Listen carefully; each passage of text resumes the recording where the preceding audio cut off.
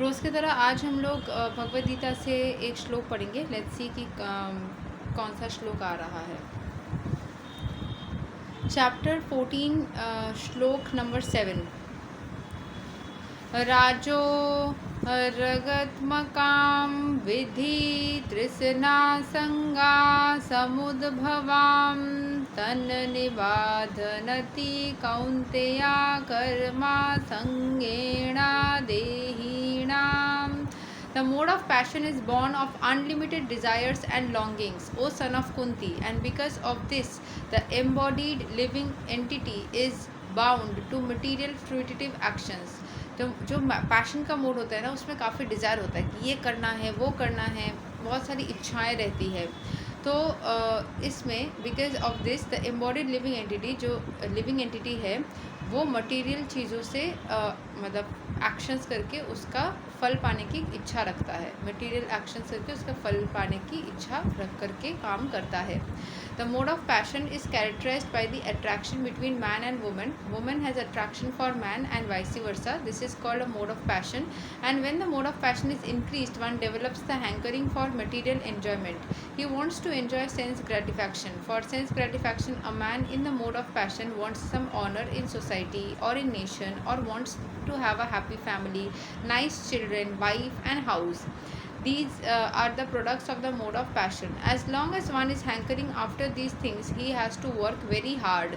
Therefore, it is clearly stated that he becomes associated with the fruits of his activities, and thus becomes bound by such activities. In order to please his wife, children, society and the world, and to keep his prestige, he has to work. Therefore, the whole material world is more or less in the mode of passion. पूरा दुनिया ही लगभग material mode of passion में ही रहता है। उसको material चीज़ें चाहिए होता है। सबसे पहले पैशन की एनर्जी एक फीमेल एंड मेल के अट्रैक्शन से होती है, और उसके बाद जब बढ़ जाता है पैशन, तो इंसान को हर एक चीज़ में मतलब अपने मनपसंद चीज़ चाहिए, प्रेस्टीज चाहिए, पावर चाहिए, हैप्पी हेल्दी लाइफ चाहिए। तो ये पैशन का मोड होता है।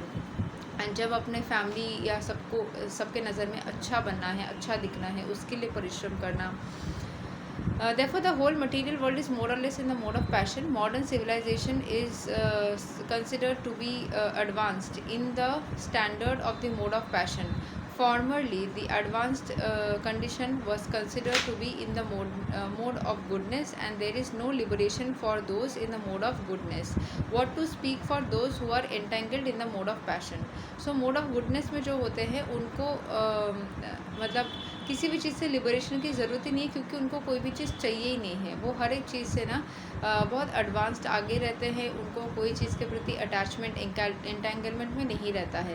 बट जो मोड ऑफ पैशन में रहते हैं वो हमेशा ही चीज़ों से जुड़े हुए रहते हैं। तो उनको उन सब से डिटैचमेंट लेवल में जाने की ज़रूरत है कि किसी भी चीज़ को ओवर मत चाहो। मतलब चाहत एक बार लग जाती है तो और वो कभी एंड नहीं होती। तो उसमें ओवर में चले जाओगे तो परेशान हो जाओगे, फिर नहीं मिलेगा तो दुखी हो जाओगे। So just keep yourself not to want so much. So लेकिन क्या होता है, इस दुनिया में हमारी एक आयु रहती है। अगर हमारे अंदर इच्छाएं ही नहीं रहेगी तो जीवन में जीवित रहने में का ही जो इच्छा है वो ही ख़त्म हो जाती है, कुछ भी मन नहीं करता। सो इसीलिए इच्छाओं को रखने से हम जीवित रह पाते हैं। तो इच्छाएं नहीं रहती है तो it's just useless and like no point. ठीक है, सो यही तक है आज का एक्सप्लेनेशन। अगर आप लोग वो खुद पढ़ के समझना है तो आप Bhagavad Gita as it is पढ़ सकते हैं। आज हमने chapter 14 the 3 modes of material nature का श्लोक 7 कवर किया। Thank you so much. Hare Krishna, Radhe Radhe, जय श्री राम।